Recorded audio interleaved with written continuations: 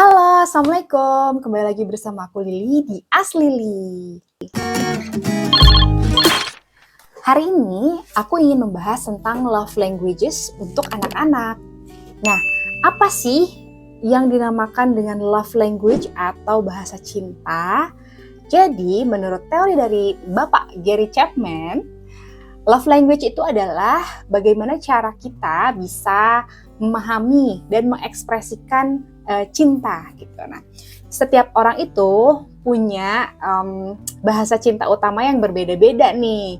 Tapi jenisnya itu diantaranya ada 5. Yang pertama ada physical touch. Yang kedua ada word of affirmation. Yang ketiga ada quality time. Yang keempat ada receiving gift. Dan yang terakhir adalah act of services.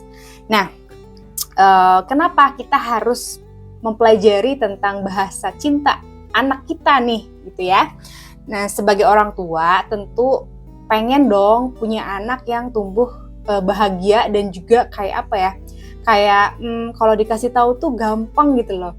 Kayak nggak marah-marah, nggak banyak komplain ketika kita kasih tahu sesuatu nih tentang suatu hal gitu kan. Nah, dengan mengetahui bahasa cintanya anak, maka orang tua itu nanti akan bisa mengisi tangki emosi anak. Kalau tangki emosi anak sudah terpenuhi, biasanya dia akan merasa dicintai dan juga akan merasa aman, sehingga nanti ketika misalnya dia menerima instruksi atau menerima arahan dari orang tua, dia akan lebih siap untuk menerimanya. Tidak ada lagi tanda kutip perlawanan dari anak gitu. Sehingga nanti interaksi antara orang tua dan anak akan menjadi lebih baik. Selain itu, dengan mengetahui bahasa cintanya anak, kita sebagai orang tua bisa belajar untuk lebih memahami anak dan juga bisa mengajarkan anak bagaimana caranya memberi cintanya pada orang lain dengan cara yang benar gitu. Karena terkadang di kehidupan kita sehari-hari nih, kita suka menemui adanya orang-orang yang mungkin memiliki suatu rasa cinta gitu ya pada orang lain, tapi bingung bagaimana cara dia mengekspresikan rasa cintanya itu gitu kepada orang lain tersebut gitu. Nah, harapannya dengan anak belajar dari orang tua, anak akan bisa lebih mudah untuk mengekspresikan rasa cintanya nanti di kemudian hari, seperti itu. Nah, sekarang kita akan masuk ke pembahasan mengenai satu persatu bahasa cinta pada anak. Kita mulai dari yang pertama, yaitu physical touch. Untuk anak-anak yang memiliki bahasa utama physical touch, anak lebih mudah memahami rasa cinta melalui sentuhan. Begitu pula kalau misalnya kita menyampaikan rasa marah dengan sentuhan, itu biasanya juga akan lebih mudah diserap oleh anak tersebut gitu. Nah, oleh karenanya biasanya kalau misalnya kita marah terus kita melakukan physical touch yang seperti memukul, menjewer gitu ya, itu biasanya akan lebih menyakiti si anak, lebih melukai si anak. Jadi sebaiknya hal itu dihindari. Contoh dari physical touch, cara kita mengungkapkan cinta melalui physical touch, mungkin diantaranya ada yang mudah-mudah aja ya. Mengusap rambut anak, mengusap pundak anak, punggung anak, memegang tangannya ketika berjalan, memeluk. Terus juga kalau untuk anak yang masih kecil mungkin menggendong gitu ya. Atau kalau misalnya anaknya sudah lebih besar, kita bisa mengkombinasikan nih dengan quality time misalnya ya, dengan cara membacakan cerita sambil kita mengusap-ngusap kepala anak kita, seperti itu. Jadi dia mendapatkan waktu yang berkualitas sama orang tuanya, juga mendapatkan physical touch juga dari orang tuanya. Selanjutnya, yang kedua ada word of affirmation. Di sini anak bisa merasakan rasa cinta melalui ekspresi-ekspresi kata yang mengafirmasi dirinya gitu. Nah, hati-hati nih, kalau kata-kata itu kan sesuatu yang powerful ya. Terkadang kata-kata yang kecil itu bisa mempengaruhi seseorang sampai puluhan tahun ke depan gitu. Misalnya kayak ada seorang anak nih misalnya ya, dia tumbuh di keluarga yang berambut lurus semua misalnya. Terus dia satu-satunya anak yang berambut keriting. Dia sering mendapatkan kata-kata simple, cuman gini doang. Ih, rambutnya keriting gitu doang. Tapi karena dia sering mendapatkan kata itu, dia menjadi melabel dirinya bahwa keriting itu jelek gitu. Orang-orang tuh harusnya tuh rambutnya lurus bukan keriting gitu. Saya jadinya malu nih ketika saya menampilkan diri dengan rambut saya yang keriting. Seperti itu. Itu bisa berlangsung sampai berpuluh-puluh tahun ke depannya. Kalau misalnya kita bedakan dengan orang tua yang mungkin meskipun anaknya menjadi satu-satunya anak yang berambut keriting di keluarganya, tetapi dia tetap memberikan afirmasi positif gitu ya, misalnya sambil menyisir bilang, ih rambutnya cantik ya, keriting, bagus deh gitu kan. Nah kalau seperti itu, tertanamlah pada anak bahwa oh saya punya rambut yang bagus.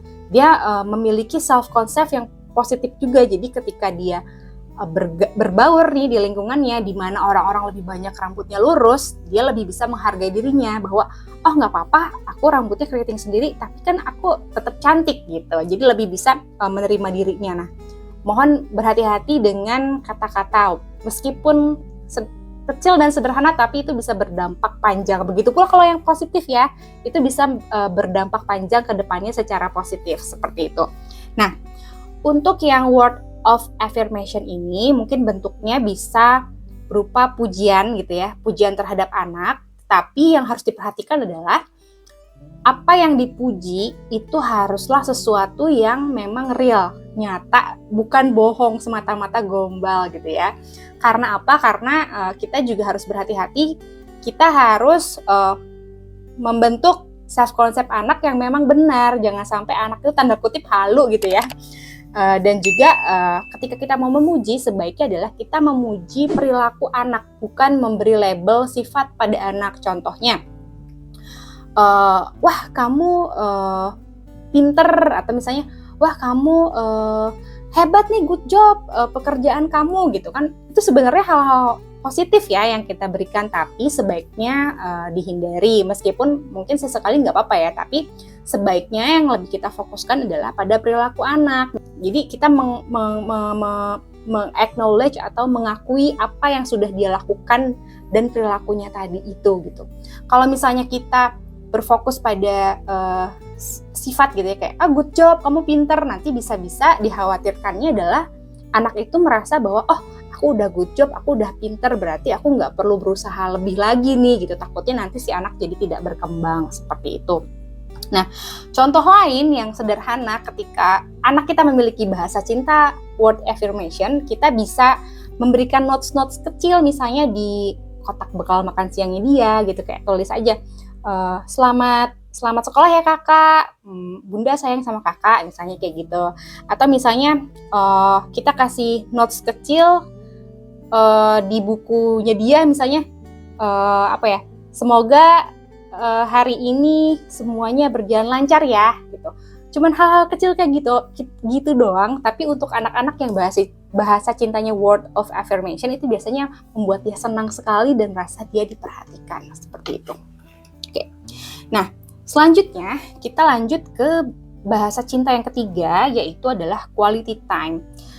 Quality time ini adalah waktu yang berkualitas yang dicirikan dengan orang tua itu memberikan fokus yang tidak terbagi pada anak. Nah, karena fokusnya tidak terbagi gitu ya pada anak, jadi sebaiknya ketika mau melakukan quality time itu dipersiapkan dulu nih, jangan sampai orang tua itu mau melakukan quality time tapi masih ada pekerjaan lain yang belum selesai gitu. Jadinya nanti ketika bareng sama anak nggak fokus gitu, nanti malah anaknya merasa nggak terperhatikan. Nah, kalau misalnya anak diberikan quality time dengan baik gitu ya, biasanya dia akan merasa aku penting ternyata ya buat mama atau buat papa gitu. Terus juga si anak ini bisa merasa ternyata mama dan papa tuh seneng ya bareng-bareng sama aku kayak gitu. Nah,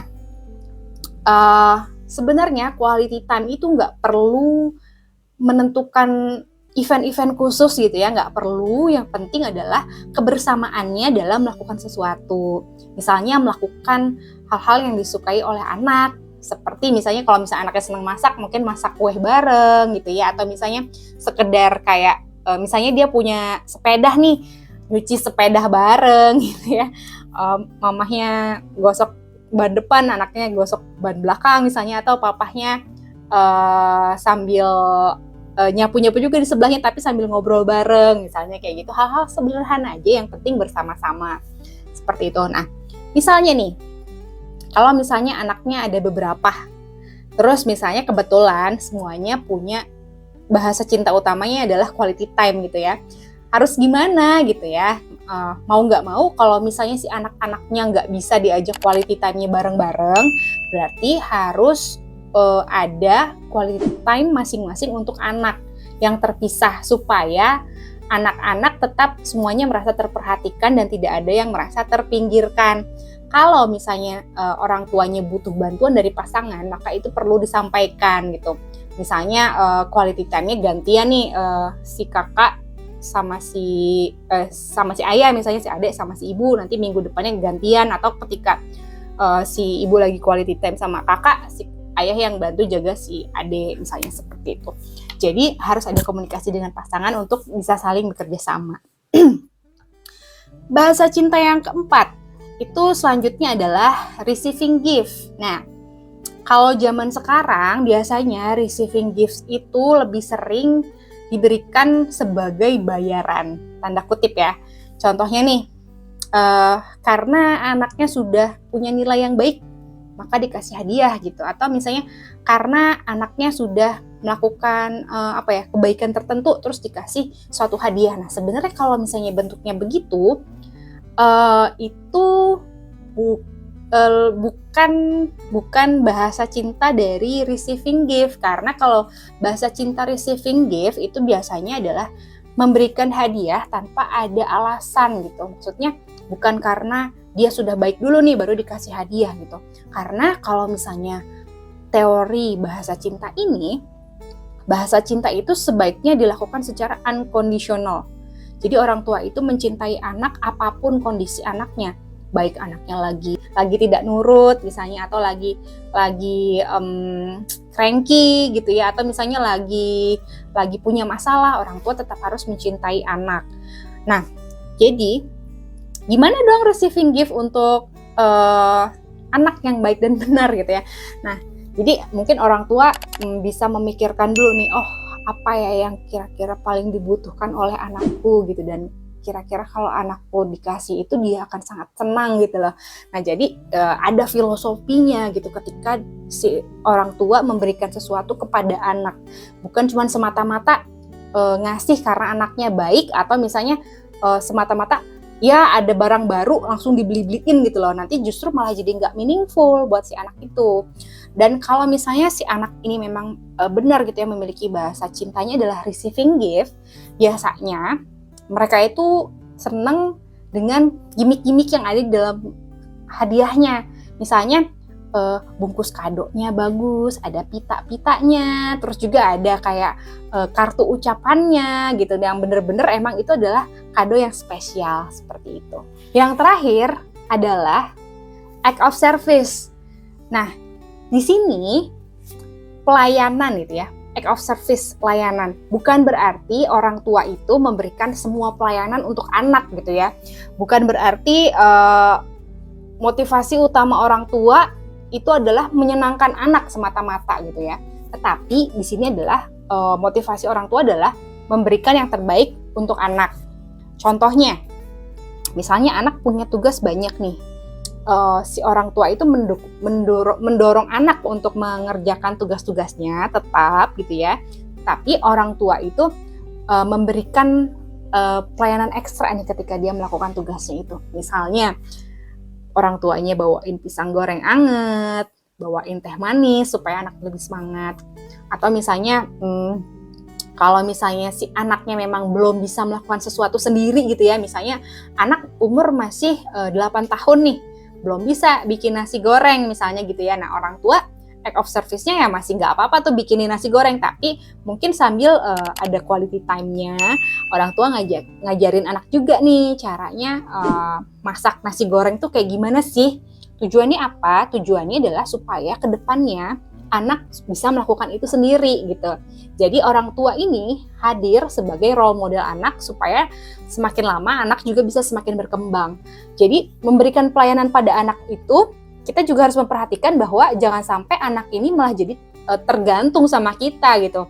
Justru anak diberikan pelayanan untuk bisa lebih berkembang ke depannya, seperti itu. Nah, itu tadi 5 bahasa cinta pada anak.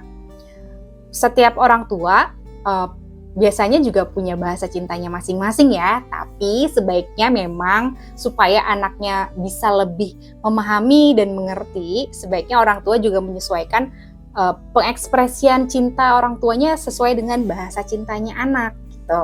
Nah, terus gimana caranya supaya bisa tahu apa bahasa cinta dominan anak saya gitu ya?